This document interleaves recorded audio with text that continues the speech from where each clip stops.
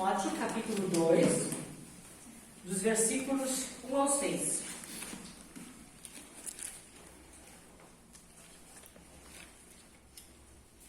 Primeira Timóteo, capítulo 2, dos versículos 1 ao 6.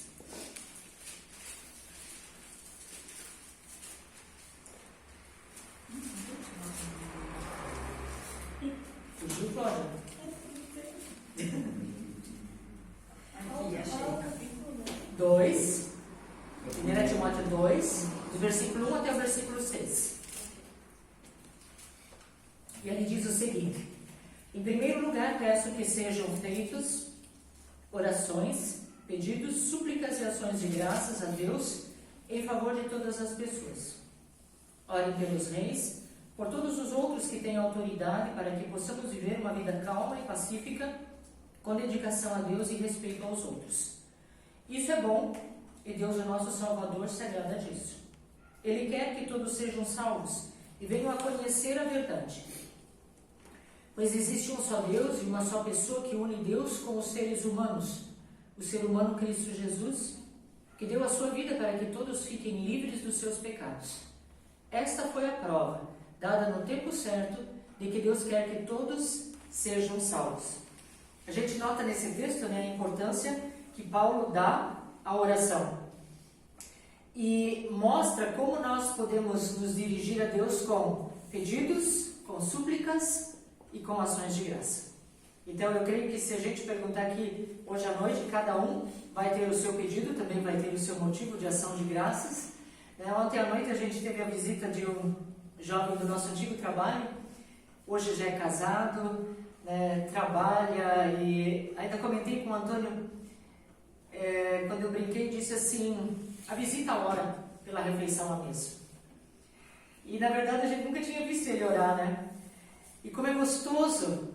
E falei: Antônio, é fora da expectativa, foi fora da expectativa da gente, porque na época que ele era criança, ele vinha muito pouco ao grupo.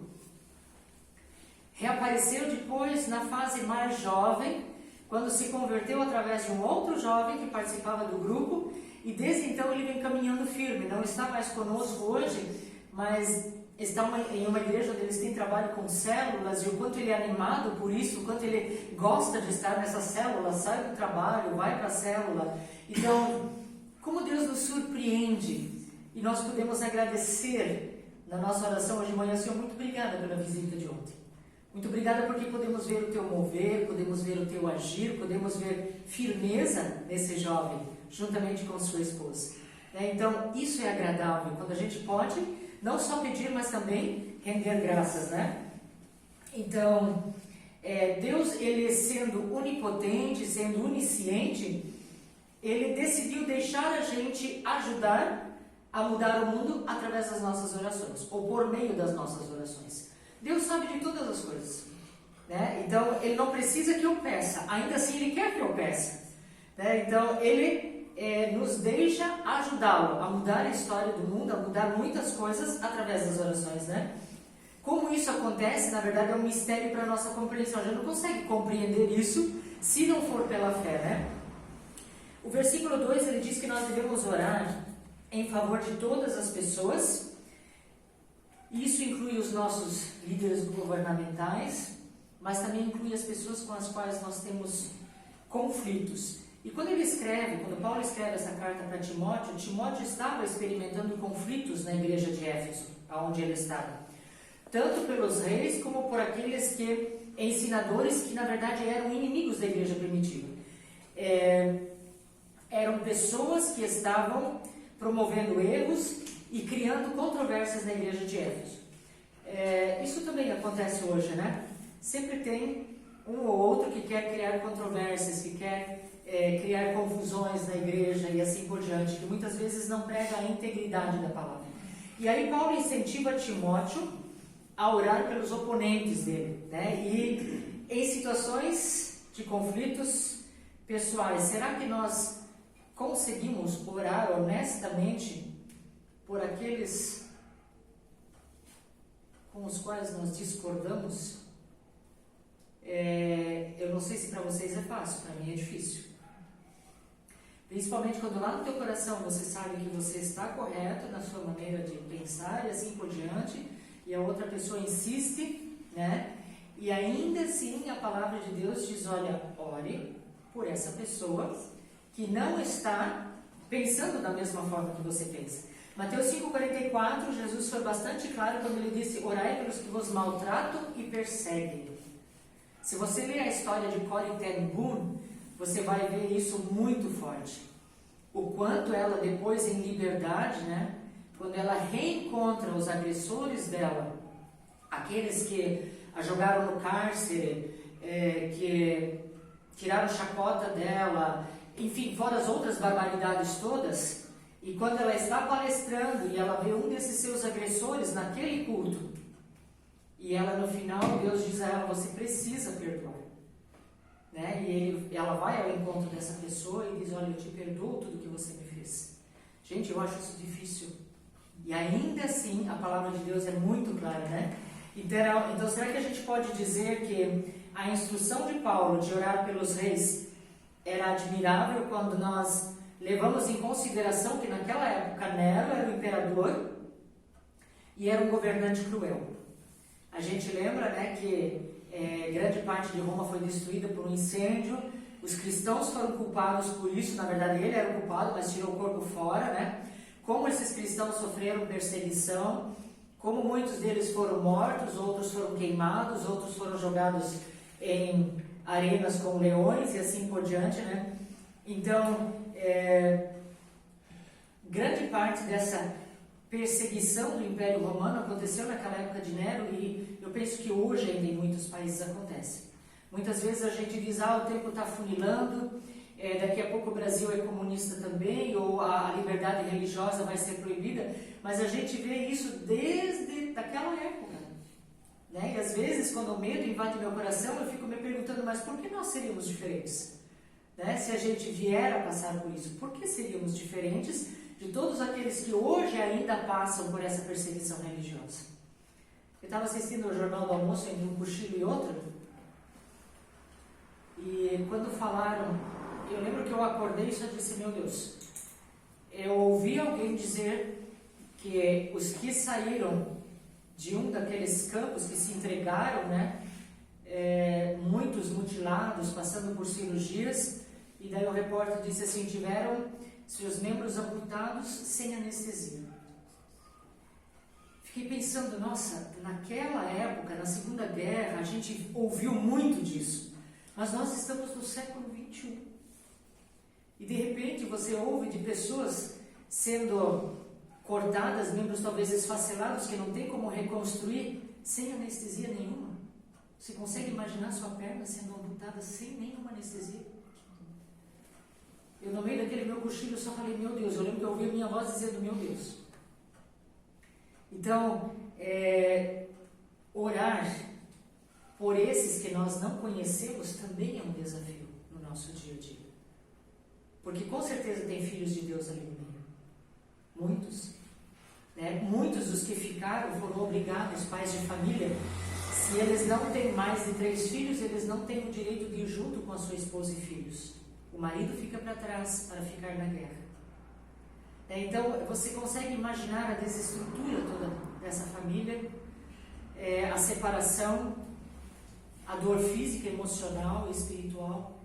Então, a palavra de Deus nos incentiva a orarmos.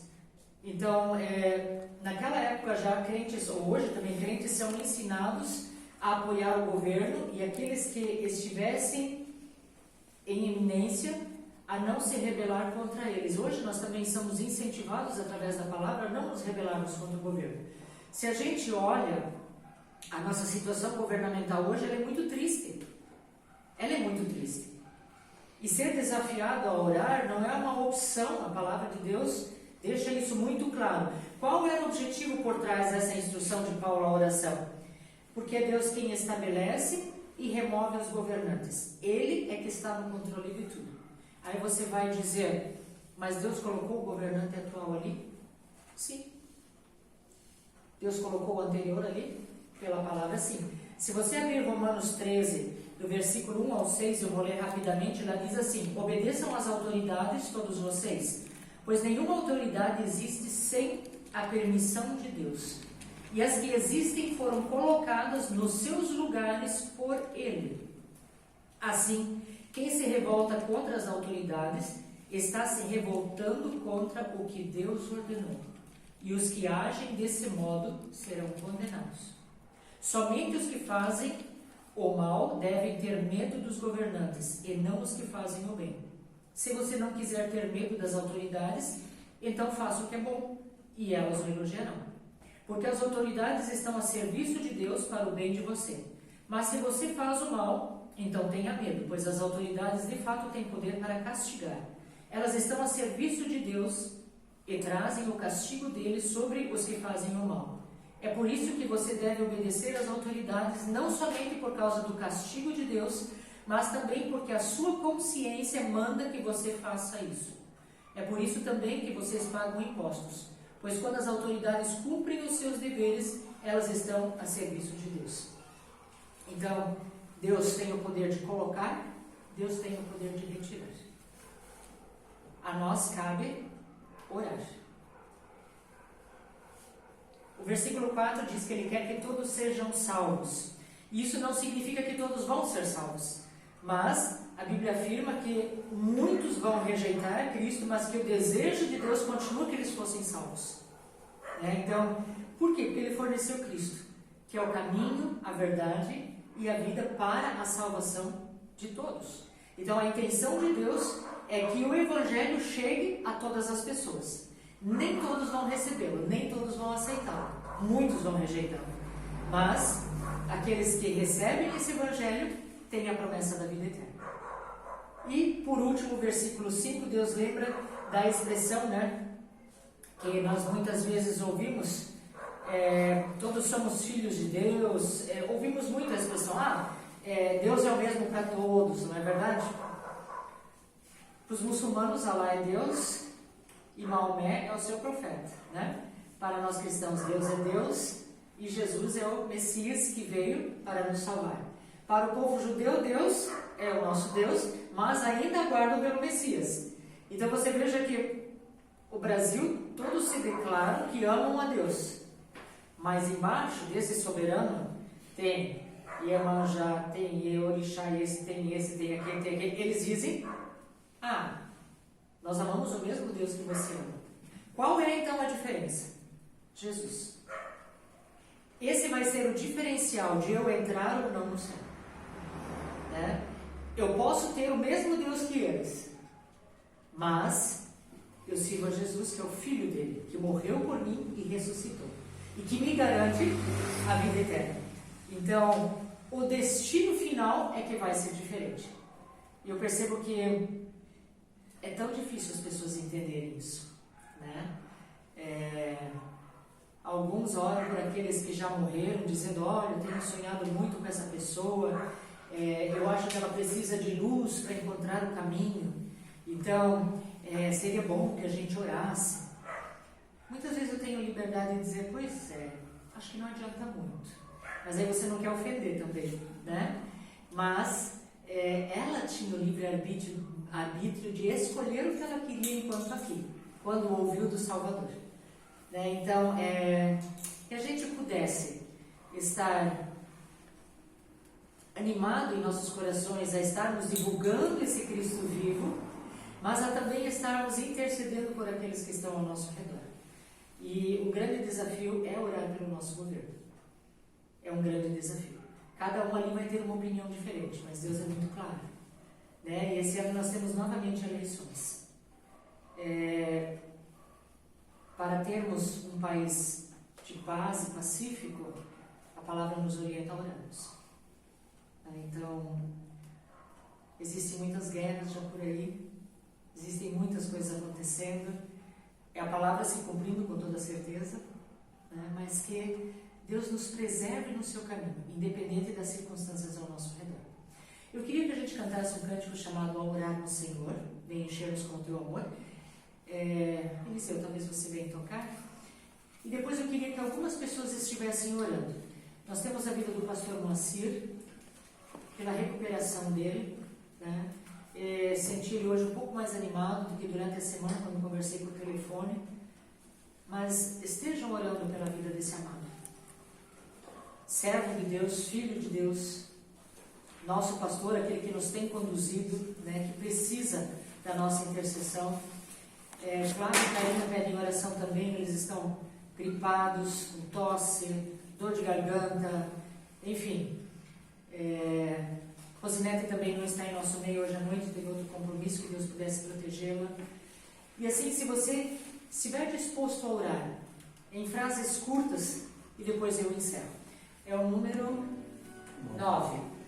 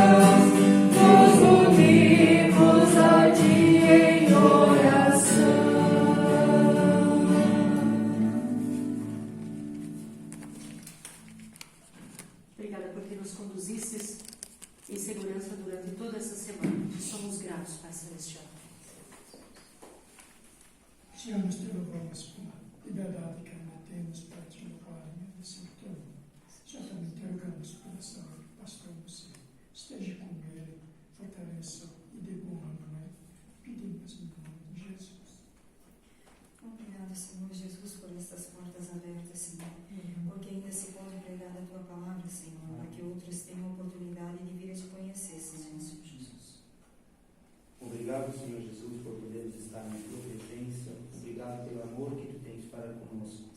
E também, Senhor Jesus, que tu venhas conduzir, Senhor Jesus, neste ano de eleição, Senhor Jesus, todas as eleições, Senhor, as pessoas que querem se eleger, mas tu estás no controle de tudo, colocamos em tuas mãos, Senhor, para que seja feita a tua vontade. Senhor, que o Senhor também possa estar orando pela vida dele, na família, que o Senhor possa estar no controle de todas as coisas, na vida dele também. Também, Senhor, eu creio que o Senhor possa estar restaurando a saúde dele também, as vacinas, que o Senhor possa estar orando para cada um, e a saúde novamente, conforme a sua vontade. Amém. Te louvamos, Pai, por esse momento aqui em comunhão, por cada um que pode estar aqui, Senhor. Nós lembramos daqueles que não podem estar, Senhor, seja por motivo de doença ou qualquer outra questão, ó Deus, mas que o Senhor possa estar junto de cada um, manifestando tua graça e teu amor na vida de cada um. Lembro especialmente pela Karine, pelo Flávio, também pelo pequeno Arthur, que o Senhor esteja junto deles, que eles possam ter uma boa recuperação de sua vida e de seu resfriado. Em nome de Jesus. Amém. Te agradecemos por teu imenso amor sobre as nossas vidas, te agradecemos por tua palavra, te agradecemos pelo incentivo que ela nos traz, de mesmo muitas vezes sem entendermos, estarmos orando pelos nossos governantes. Pai, precisamos confessar que aos nossos olhos muitas vezes eles se portam de maneira vergonhosa e nos desanimam a estarmos de fato intercedendo por eles. Mas nessa noite, à luz da tua palavra, nós queremos colocá-los diante do Senhor, te pedindo que a tua vontade se cumpra. É difícil com a nossa mente humana entendermos que tu os colocas lá e também tens o poder de tirá-los. Tantos deles são tiranos, são maldosos, são sem escrúpulos, e ainda assim, a tua palavra é clara com relação à nossa posição. Nós queremos colocá-los diante do Senhor, te pedindo que também a nós nos ajudes a fazermos o nosso melhor. Nós te agradecemos pela vida do irmão Alfredo, te agradecemos pela cirurgia que passou, te agradecemos porque ele pode estar se recuperando. Dê a ele paciência, Pai Celestial, nessa fase de recuperação, que ele pudesse experimentar da tua paz e da tua alegria. Nós te louvamos pela vida do nosso pastor Moacir, mas também o colocamos diante do Senhor quando o seu nível e estresse emocional tem muitas vezes atrapalhado a sua saúde física, que tu estejas agindo no corpo dele, Pai. Obrigada pela cirurgia que passou, mas dá-lhe paciência para que ele pudesse também passar por esse tempo de recuperação que é tão mais demorado. Cura suas feridas, Pai Celestial, que o seu corpo pudesse reagir e que ele pudesse usufruir ainda por longo tempo da bênção que nos tens dado como família cristã da Casa Pastoral no Bairro, que foi um sonho tão desejado, Senhor. Tu permitisse que acontecesse, que nós pudéssemos desfrutar desse tempo ainda no bairro, aqui na casa, que pudesse ser um tempo de crescimento da tua igreja. Nós te agradecemos porque para o Senhor nada é impossível. E assim colocamos também a Rose na tua presença, Flávio, Karina, Arthur, Pai, que tu pudesse contemplar também as suas vidas e pudesses também estar agindo sobre eles, cura, proteção e da tua paz e do teu conforto. Fica conosco nessa noite, no continuar do culto e do louvor a Ti. Nós te pedimos em nome de Jesus. Amém.